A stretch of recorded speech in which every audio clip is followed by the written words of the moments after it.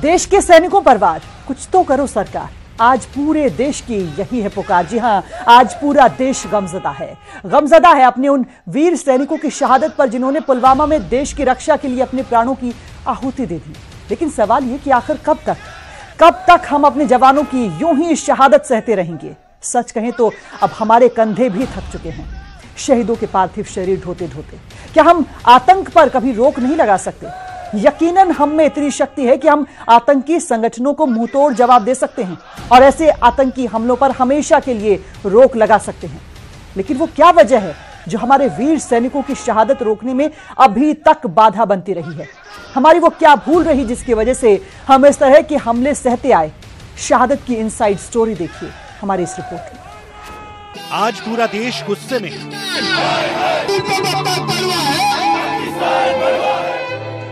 आज पूरा देश गमज़दा है।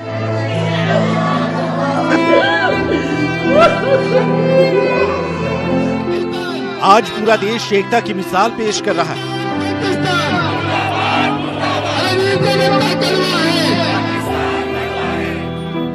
आज पूरा देश उन वीर सपूतों के साथ खड़ा है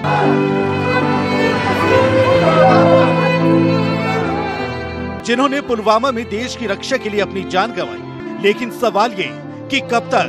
सच कहें तो आज तिरंगा भी हमारे हुक्मरानों से पूछ रहा है, क्या यही इंसाफ है मेरे साथ? हमारा इस्तेमाल देश के लिए गर्व से लहराने से ज्यादा शहीदों की शहादत पर हो रहा है। जरा सोचिए उन परिवारों के बलिदान के बारे में जिन्होंने अपने बेटे, अपने पति, अपने भाई को आतंकियों की इस कायराना हरकत में खोया है। और हम यहाँ बैठे राजनीति कर रोटियां सेकने में जुटे हैं। साहब, सवाल तो उठेगा और उठना भी चाहिए। सरकार चाहे किसी की भी रही हो, मांगे हमेशा से उठती रही। पाकिस्तान की कायराना हरकत पर विराम लगना चाहिए।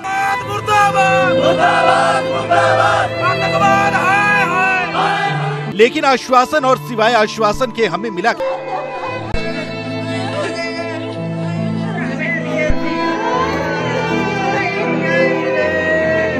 आखिर कब तक हम अपने वीर सैनिकों की शहादत यूं ही सहते रहेंगे?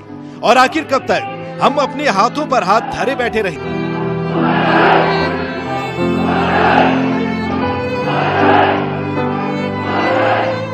आखिर हम खुद को इतना कमजोर क्यों समझते रहे? आपके हर उस सवाल का जवाब हम आपको देंगे, लेकिन उससे पहले हम आपको बताते हैं कि हमले के बाद पीएम मोदी ने क्या कहा।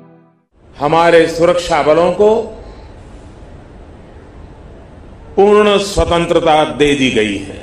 मैं आतंकी संगठनों को और उनके सरपरस्तों को कहना चाहता हूं कि वे बहुत बड़ी गलती कर चुके हैं।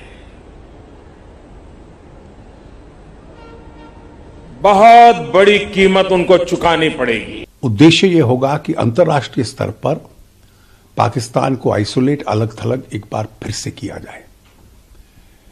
जो मोस्ट फेवर्ड नेशन ट्रेड के संबंध में होता है, जो पाकिस्तान को भी मिला हुआ है, अन्य देशों को भी हमने दिया हुआ है, पाकिस्तान को दिया हुआ वो दर्जा रद्द कर दिया गया है। इसके संबंध में जो सूचना है वो वाणिज्य मंत्रालय इसकी जारी करेगा। एक बार फिर आश्वासन मिल रहा है, एक बार फिर पाकिस्तान को भारत की धमकी दी जा रही है। लेकिन पाकिस्तान की नापाक हरकतों पर विराम कब लगेगा और कैसे लगेगा, ये तो वक्त ही बताएगा। खैर, अब आपको पंजाब के सीएम कैप्टन अमरिंदर सिंह का वो बयान भी सुनाते हैं जिसमें उन्होंने पाकिस्तान के आर्मी चीफ को खुली चुनौती दी।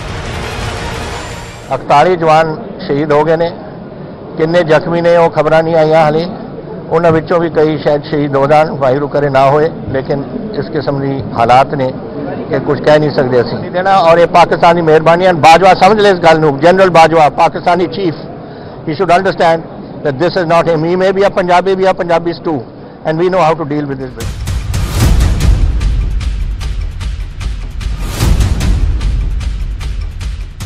देश में पाकिस्तान के खिलाफ नेताओं के बयानों की झड़ी लगी। गृह मंत्री राजनाथ सिंह समेत तमाम बड़े नेताओं ने अपने बयानों से पाकिस्तान को उसकी औकात दिखाई। लेकिन अब हम आपको ये बताते हैं कि हमले के मास्टरमाइंड आतंकी अजहर मसूद की हिम्मत आखिर इतनी कैसे बढ़ी और उसने भारत जैसे महान देश पर हमले की साजिश रची कैसे। तो इसके लिए आपको आज से करीब 20 साल पीछे जाना पड़ेगा।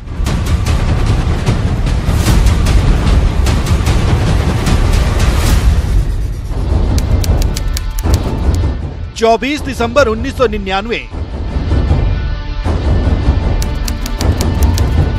दिन शुक्रवार शाम करीब 4:30 बजे काठमांडू के त्रिभुवन इंटरनेशनल एयरपोर्ट से इंडियन एयरलाइंस की फ्लाइट संख्या IC 814 नई दिल्ली के लिए रवाना होती है, जिसमें कुल 180 यात्री सवार थे। शाम 5 बजे जैसे ही विमान भारतीय वायु क्षेत्र में दाखिल होता है, फ्लाइट में मौजूद अपहरणकर्ता फ्लाइट को पाकिस्तान ले जाने की मांग करते हैं और फिर भारत समेत दुनिया को पता चलता है भारतीय विमान को अगवा कर लिया गया है और फिर विमान अफगानिस्तान में कंधार की जमीन पर लैंड कराया जाता है।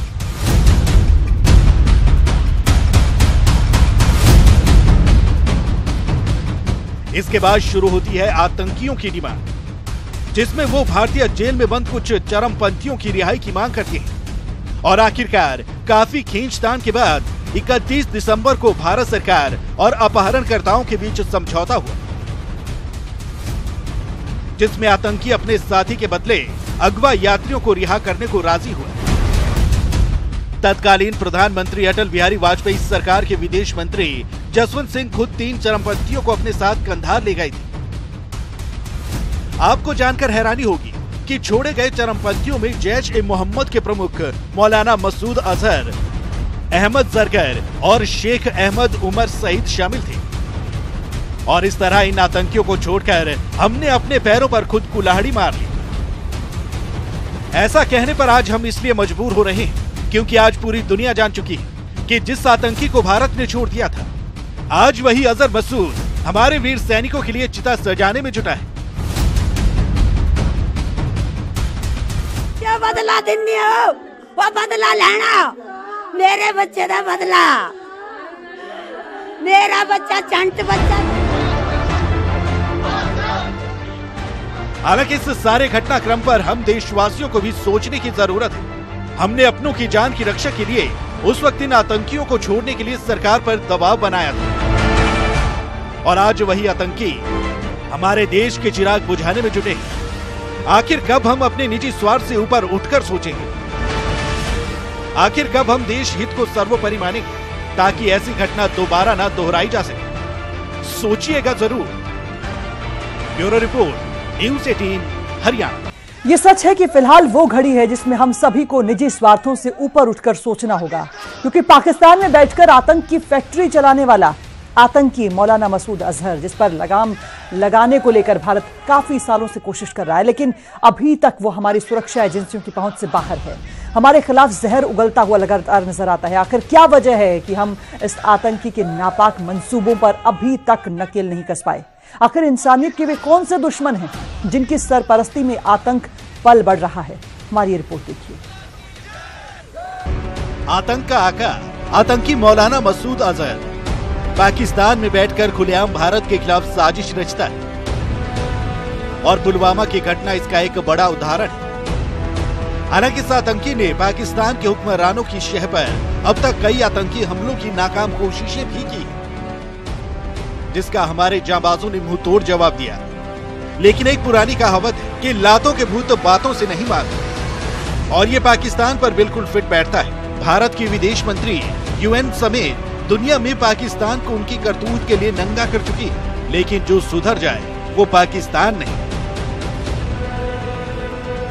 और हमारा दुर्भाग्य है कि हमारे यहाँ आतंकवाद की चुनौती कहीं दूर देश से नहीं बल्कि सीमा पार अपने पड़ोसी देश से ही आई है। और वो देश केवल आतंकवाद फैलाने में ही माहिर नहीं है, बल्कि अपने किए हुए को नकारने में भी उसने महारत हासिल कर ली है। दुनिया के देशों ने अब पाकिस्तान का सही चेहरा पहचान लिया है और इसीलिए FATF ने टेरर फंडिंग के लिए, आतंकवादियों को आर्थिक सहायता देने के लिए पाकिस्तान को निगरानी सूची में रख दिया है। भारत आज अपनी सफल कूटनीति से पाकिस्तान को पूरी दुनिया में अलग थलग कर चुका है। पूरे विश्व बिरादरी में पाकिस्तान को एक आतंकी फैक्ट्री के तौर पर देखा जाता है, जहां के आतंकी पाकिस्तानी आर्मी की शह पर दुनिया में आतंकी वारदातों को अंजाम देते हैं। लेकिन अफसोस कि आज कुछ हमारे मुल्क में तो कुछ बाहरी दुनिया में ऐसे इंसानियत के दुश्मन बैठे हैं जो पाकिस्तान को अपनी सरपरस्ती में पाल रहे हैं। यहाँ आपको जानकर हैरानी होगी कि जब भारत आतंक के खिलाफ अपनी आवाज बुलंद करते हुए मौलाना मसूद अजहर को अंतर्राष्ट्रीय आतंकी घोषित करने की मांग कर रहा था, तभी हमारा पड़ोसी मुल्क चीन उसके पक्ष में उतरा और वीटो लगाकर उसका बचाव किया। बावजूद इसके हम दुनिया से तो लड़ सकते हैं, लेकिन उन चंद गद्दारों से कैसे लड़े जो महज चंद पैसों के लालच में अपना जमीर बेच रहे हैं। हमारा इशारा कश्मीर में पत्थर उठाने वालों की ओर जो पैसों के लालच में आतंकियों को अपने घरों में न सिर्फ पनाह देते हैं बल्कि सुरक्षा बलों की कार्रवाई पर आतंकियों का कवच भी बनते हैं। Bureau report, news 18 Haryana. Masood को मौत दो, ये आज पूरे भारत से मांग उठ रही है। दरअसल पुलवामा के आतंकी हमले में एक साथ 40 जिंदगियां खत्म हो गई हैं और इसके साथ ही खत्म हो गई है उन माँ बाप, बीवी, बच्चों की आस जो इन शहीदों से कभी लगी थी। हर तरफ मातम पसरा है, हर तरफ गुस्सा है। आखिर क्या होता है अपनों से बिछड़ने का दर्द? आइए जानते हैं उनसे जो इस दौर से गुजरे हैं। ये बर्दाश्त की एक हद है। अब समय आ गया है कि हमें बर्दाश्त नहीं करना चाहिए और इनको माकूल जवाब देना चाहिए।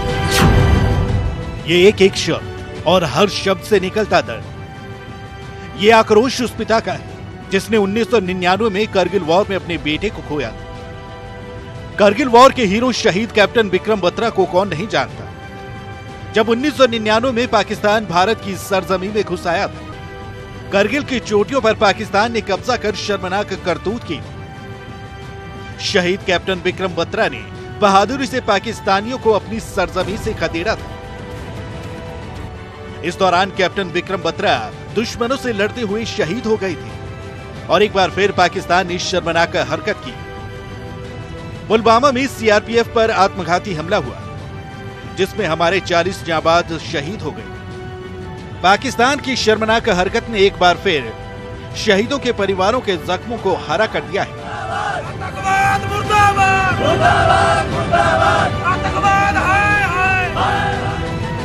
और अब सवाल एक ही कि आखिर कब तक देश सहता रहेगा? आखिर क्यों पाकिस्तान को मुंह तोड़ जवाब नहीं दिया जाता?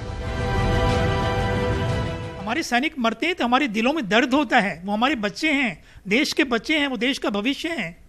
तो इस प्रकार से जो है वो उनकी सुरक्षा करना भी हमारा कर्तव्य है। यदि उनका कर्तव्य है देश की सुरक्षा करना, तो उनकी सुरक्षा करना भी हमारा कर्तव्य है। ये सर्जिकल स्ट्राइक ऐसी जो है वो बार बार होनी चाहिए, अगेन एंड अगेन होनी चाहिए। और सर्जिकल स्ट्राइक से भी यदि कोई बड़े कदम उठाए जा सकते हैं तो वो भी उठाए जाने चाहिए। अब जरा सोचिए, जब एक जवान शहीद होता है, अपने प्राणों की आहुति देता है, तो उसके बाद उसके परिवार का क्या हाल होता होगा? उसके पिता, माँ, बहन, भाई, पत्नी, बच्चे किस दर्द से गुजरते होंगे? इसकी तस्दीक ये तस्वीरें साफ कर रही है। बदला देती हो, वो बदला लेना, मेरे बच्चे का बदला, मेरा बच्चा जंट बच्चा था। जा रहा हूं, मेरे बच्चे का ध्यान रखना। और इसी दर्द से विक्रम बत्रा का परिवार 1999 में गुजरा था, जब अपने बेटे का शव तिरंगे में लिपटा हुआ देखा था। कहने को तो परिवार का एक सदस्य जाता है, शहीद होता है, लेकिन उसका उस परिवार की सारी दिशा ही बदल जाती है, उनका सारा जीवन ही बदल जाता है। एक विडो बेचारी हो जाती है, एक उसका हस्बैंड जो है वो शहीद होता है, वो विडो हो जाती है, उसके छोटे छोटे बच्चे होते हैं, उनकी शिक्षा दीक्षा, उनको पालना पोसना, उनको बड़ा करना, और समाज की तरफ से जो उनको झेलना पड़ता है, वो सारा कुछ उसको झेलना पड़ता है, उसकी जिंदगी ही बदल जाती है। एक बार फिर कई परिवार इसी दर्द को सह रहे हैं।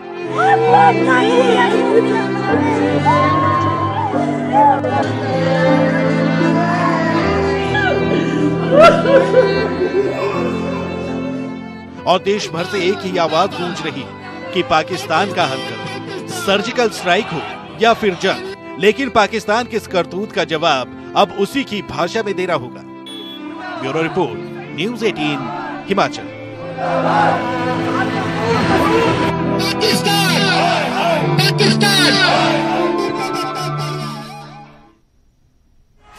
शहीदों के परिवार जो तकलीफ महसूस करते हैं वो आज पूरा देश महसूस कर रहा है। हालांकि शहादत पर नाज सभी को होता है, लेकिन इस बार सबका यही कहना है कि निंदा से काम नहीं चलेगा, बदला लिया जाए और मुंहतोड़ जवाब आतंक को और आतंक को पालने वाले लोगों को दिया जाना चाहिए।